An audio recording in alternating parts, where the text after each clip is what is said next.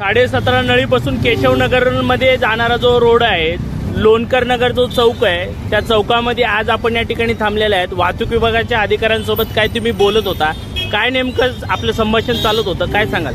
आज या ठिकाणी केशवनगर, मुंडवा, मांजरी जे लोणकर वस्ती या इथल्या ग्रामस्थांनी मला सांगितलं की येथे मोठ्या प्रमाणामध्ये ट्रॅफिक जाम होत आहे।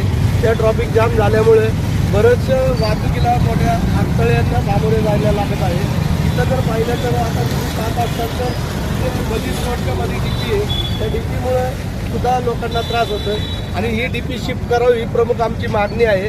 आणि तसाच हा रोड, एक रोड जायला आणि एक रोड यायला असे दोन रोड आहेत, एक नकाशावबी रोड आहे, तर ट्रॅफिकमध्ये बराचसा फरक पडू शकतो। लोणकर वस्तीमध्ये जे ट्रॅफिक जाम होतंय ते सुद्धा खुले ट्रॅफिक होऊ शकते आणि जे लोकांना जे काही अडचणींना सामोरे जायला लागत आहे ते सुद्धा त्यांना रोड मोकळा झालेले सुखाचा प्रवास होऊ शकतो। नाना, तुम्ही आता बोलताना म्हटलात की लोणकर नगर या चौकामध्ये जे MSCBचं जे डीपी आहे त्या डीपीमुळं या ठिकाणचं वाहतूक कोंडी होतोय, त्यामुळे MSCB डिपार्टमेंटला तुम्ही काय सांगण्याचा प्रयत्न करणार आहे?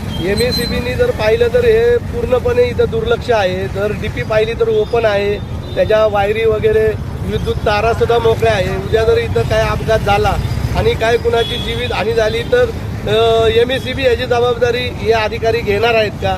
यांनी इथं येऊन पाहणी केली पाहिजे।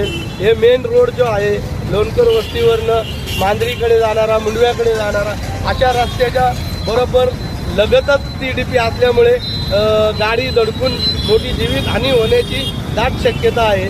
त्यामुळे आम्ही महानगरपालिकेचे जे काही अधिकारी आहेत तसेच MSCBचे अधिकारी आहेत त्यांना वारंवार सांगतोय की हे असे जे काही अतिक्रमणं आहेत किंवा MSCBचा जे या डीपीचा विषय आहे आदर खुल्ला केला तर केशवनगर, मांजरी, 17.5 नळी हा रस्ता पूर्णपणे वाहतुकीला खुल्ला होणार आहे। पुणे महानगरपालिकेचे आयुक्त यांना आम्ही भेटून या केशवनगर, मुंडवा, मांजरी या रोड संदर्भात त्यांना कळवलं होतं। त्यानंतर त्यांनी त्याची दखल घेऊन जे रोडमध्ये अतिक्रमणं होती ती हटवलेली आहेत। आता रोड सर्व मोकळा झालेला आहे वाहतुकीकरता।